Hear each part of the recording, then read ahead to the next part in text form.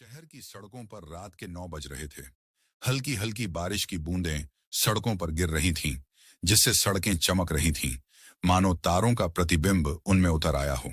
Police की नीली बत्ती से आसपास का इलाका हल्का हल्का जगमगा रहा था। आईपीएस अदिति वर्मा अपनी सरकारी जीप में बैठी थीं। सायरन बंद था, लेकिन उनकी मौजूदगी ही लोगों को सतर्क करने के लिए काफी थी। वह रात के गश्त पर थीं, शहर में कानून व्यवस्था का जायजा लेने निकली थीं। जैसे ही उनकी जीप एक भीड़भाड़ वाले इलाके में पहुंची, उनकी नजर एक पानीपुरी के ठेले पर ठहर गई। ठेले के पास लोगों की भीड़ थी, कुछ बच्चे, कुछ महिलाएं और कुछ कॉलेज के लड़के लड़कियां। हर कोई खुश और उत्साहित लग रहा था। ठेले वाला बड़े सधे हुए अंदाज में पानीपुरी बना रहा था, जैसे वह इस काम का पुराना खिलाड़ी हो। उसकी फुर्ती देखकर लगता था कि वह वर्षों से यही करता आ रहा है। अदिति ने ठेले की ओर गौर से देखा। अचानक उनके मन में एक अजीब सी बेचैनी उठी। वह चेहरा, वह आदमी, उनकी उंगलियां ठंडी पड़ गईं। कुछ पलों के लिए उन्हें लगा कि शायद यह कोई भ्रम है, लेकिन नहीं, यह हकीकत थी।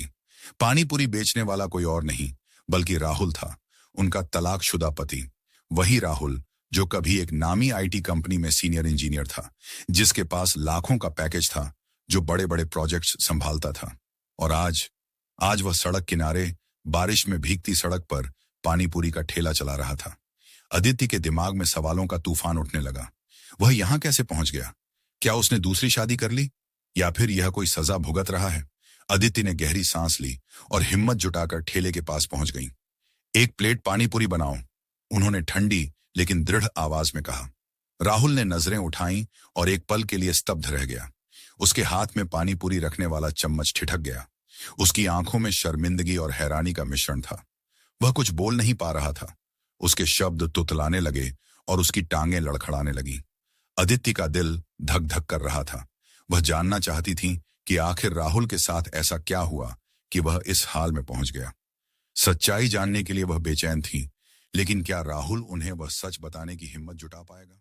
एक पल के लिए हवा में सन्नाटा छा गया, जैसे कोई पुराना दर्द अचानक जाग उठा हो। लेकिन अगले ही पल राहुल ने खुद को संभाला, सिर झुकाकर पानी पूरी बनाने में जुट गया, मानो अदिति कोई साधारण ग्राहक हो। अदिति वहीं खड़ी उसे देखती रही। उसके मन में उथल पुथल मची थी। कुछ साल पहले तक यह वही इंसान था जिसके साथ वह एक ही छत के नीचे रहती थी, जिसके साथ उसने जिंदगी के सपने बुने थे और जिसके साथ उसने अनगिनत वादे किए थे। और आज वह सड़क किनारे पानीपुरी का ठेला चला रहा था।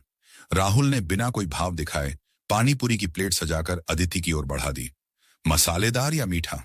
उसकी आवाज सपाट थी, जैसे उसका दिल पत्थर का हो।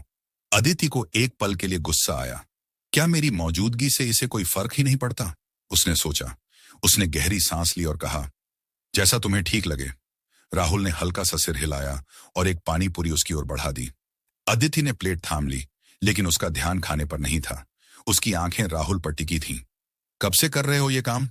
उसने सवाल दागा। राहुल ने कोई जवाब नहीं दिया, बस पानीपुरी बनाता रहा, जैसे उसने कुछ सुना ही नहीं। राहुल, मैं तुमसे बात कर रही हूं। अदिति की आवाज में अब एक आईपीएस अफसर की कड़कपन था। राहुल ने इस बार उसकी ओर देखा। उसकी आंखों में थकान थी, लेकिन न शर्म थी न गुस्सा। जब से नौकरी गई तब से, उसने शांत लहजे में कहा। अदिति के दिमाग में सवालों का तूफान उठने लगा। पर क्यों? तुम्हारे पास तो अच्छी खासी नौकरी थी। राहुल ने एक हल्की कटु हंसी हंसी। सब कुछ था अदिति, बस एक चीज नहीं थी, सुकून। अदिति चौंक गई। मतलब?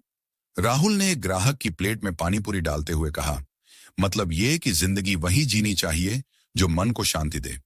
मैंने बड़े बड़े दफ्तर देखे, हाई फाई लाइफस्टाइल जिया, ढेर सारा पैसा कमाया, लेकिन खुशी वो नहीं मिली। अदिति को लगा कि वह बहाने बना रहा है। तो तलाक के बाद अचानक तुम्हें यह शांति मिल गई? उसकी आवाज में तंज था।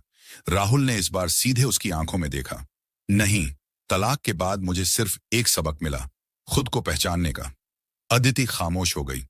उसे समझ नहीं आ रहा था कि राहुल सच बोल रहा है या बहाना बना रहा है। उसकी यादें अतीत में खो गईं। उनकी शादी सिर्फ 3 साल चली थी। उन 3 सालों में प्यार था, हंसी थी, लेकिन झगड़े भी थे। धीरे धीरे बातें इतनी बिगड़ गईं कि तलाक ही आखिरी रास्ता बचा। अदिति ने खुद को संभाला और कहा, तो तुम ये कहना चाहते हो कि आईटी कंपनी में तुम्हें खुशी नहीं मिली, लेकिन सड़क किनारे पानीपुरी बेचते हुए तुम्हें सुकून मिल गया? राहुल ने हल्का सा मुस्कुराया। हाँ, कम से कम अब मैं किसी और के बनाए नियमों पर नहीं जी रहा। अदिति को यह सुनकर झटका लगा। तुम्हारी सोच हमेशा अजीब रही है राहुल। मैं सोचती थी कि तलाक के बाद तुम कुछ बड़ा करोगे, लेकिन तुम। राहुल ने उसकी बात काट दी। बड़ा करने की परिभाषा सबकी अलग होती है अदिति। तुम्हारे लिए बड़ा मतलब ताकतवर बनना था, मेरे लिए बस सुकून से जीना। अदिति को अब गुस्सा आने लगा था। क्या ये इंसान खुद को हारा हुआ नहीं मानता? तभी अचानक एक नन्ही सी लड़की दौड़ती हुई आई और राहुल से लिपट गई। पापा! उसने खुशी से चिल्लाकर कहा। अदिति सन्न रह गई। उसकी आंखें उस छोटी बच्ची पर टिक गईं जो राहुल के गले से लिपटी थी। कुछ पल तक उसे समझ ही नहीं आया कि ये क्या हो रहा। पापा, आपने मेरे लिए आइसक्रीम लाने का वादा किया था, बच्ची ने शिकायती लहजे में कहा। राहुल ने हल्का सा मुस्कुराया और उसके गाल पर प्यार से हाथ फेरते हुए बोला, हाँ मेरी गुड़िया, याद है मुझे। बस काम खत्म कर लूं, फिर चलते हैं। अदिति की सांसें थम सी गईं। राहुल की बेटी? उसने घूरते हुए राहुल की ओर देखा। उसकी आवाज में छिपा आक्रोश साफ झलक रहा था। ये कौन है राहुल? राहुल ने एक पल के लिए अदिति की ओर देखा, फिर बच्ची की ओर झुककर नरमी से बोला, बेटा तुम जरा मौसी के पास जाओ, मैं अभी आता हूं। बच्ची मुस्कुराई और पास में खड़ी एक औरत के पास चली गई, जो शायद राहुल के ठेले पर मदद कर रही थी। अदिति का धैर्य अब जवाब दे चुका था। बोलो राहुल, ये लड़की कौन है? उसकी आवाज में बेचैनी और गुस्सा दोनों थे। राहुल ने गहरी सांस ली, जैसे खुद को संयमित करने की कोशिश कर रहा हो। फिर बहुत शांत लहजे में बोला, ये मेरी बेटी है, अदिति। अदिति को ऐसा लगा जैसे उसके पैरों तले जमीन खिसक गई। तुमने दूसरी शादी कर ली? उसकी आवाज में हल्का सा कंपन था। राहुल ने सिर हिलाया। नहीं। तो फिर ये बच्ची? राहुल कुछ पल चुप रहा, फिर बोला, ये मेरी बहन की बेटी है। मेरी बहन और उसके पति की एक कार एक्सीडेंट में मौत हो गई थी, तब से ये मेरे साथ है। अदिति को एक पल के लिए राहत मिली, लेकिन उसका मन अभी भी अशांत था। लेकिन राहुल, तुम एक बड़ी आईटी कंपनी में थे, तुम्हारे पास एक अच्छी जिंदगी थी। तुम चाहते तो इस बच्ची को बेहतर तरीके से पाल सकते थे। फिर ये सब छोड़कर पानीपुरी बेचना, क्या ये सही था? राहुल ने गहरी नजरों से अदिति को देखा और हल्का सा मुस्कुराया। अदिति, मैं जानता हूं कि तुम्हें यह समझना मुश्किल है, लेकिन जब मेरी बहन का एक्सीडेंट हुआ, तब मैंने पहली बार महसूस किया कि असली जिंदगी क्या है। मैं बस पैसों और शोहरत के पीछे भाग रहा था, लेकिन अपनों के लिए मेरे पास वक्त ही नहीं था। अदिति खामोश रही।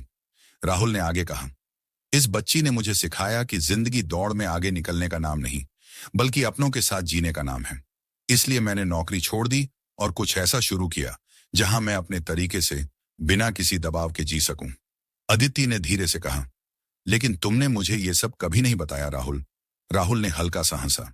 हमारी राहें अलग हो चुकी थीं अदिति, मैं तुम्हें ये सब क्यों बताता? अदिति को समझ नहीं आ रहा था कि उसे कैसा महसूस करना चाहिए। एक तरफ उसे राहुल पर गुस्सा आ रहा था कि उसने इतनी बड़ी बात उसे छिपाई। दूसरी तरफ कहीं ना कहीं उसे राहुल की बातों में सच्चाई भी नजर आ रही थी। तभी बच्ची दौड़कर वापस आई और राहुल का हाथ पकड़कर बोली, पापा अब चलो। राहुल ने मुस्कुराकर उसकी ओर देखा, फिर अदिति की ओर मुखातिब हुआ। अदिति, कुछ फैसले हमारे लिए सही नहीं लगते, लेकिन दूसरों के लिए जरूरी होते हैं। मैंने जो चुना वो मेरे लिए सही था और मुझे कोई पछतावा नहीं है। अदिति ने उसकी आंखों में देखा। उनमें कोई पछतावा नहीं था, बस एक गहरी संतुष्टि थी, एक सुकून। अचानक उसे एहसास हुआ कि राहुल हारा नहीं था। उसने वो पा लिया था जिसे शायद अदिति आज तक खोज रही थी, सुकून। वह चुपचाप पलटी और अपनी गाड़ी की ओर बढ़ गई। आज पहली बार उसे लगा कि शायद उसने सब कुछ हासिल करके भी कुछ खो दिया था। वीडियो अच्छी लगी हो तो लाइक करें और कमेंट करके जरूर बताइए। आपके विचार हमारे लिए मायने रखते हैं।